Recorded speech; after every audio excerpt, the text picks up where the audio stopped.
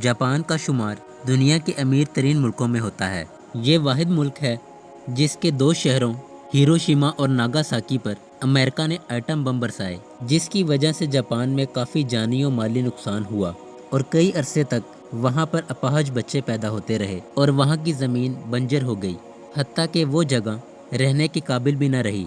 इसके अलावा जापान में हर साल बहुत बड़े ज़लज़ले, सैलाब, तूफ़ान और सुनामी आते हैं, जिसकी वजह से हर साल बहुत सा जानी और माली नुकसान होता है। लेकिन ये मुल्क फिर भी इतनी तरक्की कर रहा है, लोग हैरान थे। इस तरक्की का राज जानने के लिए एक बहुत बड़े ओहदेदारान जब जापान के टूर पर गए तो उन्होंने एक VIP 5 स्टार होटल में रहने से इनकार कर दिया और कहा कि मैं एक आम शहरी के घर एक आम इंसान बनकर रहना चाहता हूँ। चनाचे उनकी इस ख्वाहिश पर एक छोटे से घर में उनकी मेहमान नवाजी की गई। उस जापानी शहरी ने इस शख्स की बहुत मेज़बानी और खिदमत की और जब वो शख्स रवाना होने लगा तो उस शख्स ने सोचा क्यों ना मैं उस जापानी को कोई गिफ्ट देता चलूं, क्योंकि उसने मेरी काफ़ी खिदमत की है। ये सोचकर वो बाजार चला गया और एक अच्छी सी घड़ी खरीद कर ले आया और उस जापानी को बतौर तोहफा पेश की। पहले तो जापानी शहरी ने इस घड़ी को लेने से इनकार किया, लेकिन इस शख्स के इसरार पर जापानी शहरी ने इसके तोहफे को कबूल कर लिया। जब वो शख्स वहाँ से रवाना होने लगा तो जापानी शहरी ने एक रिक्वेस्ट की, अगर आप बुरा महसूस ना करें तो मुझे इस घड़ी की रसीद दे दें।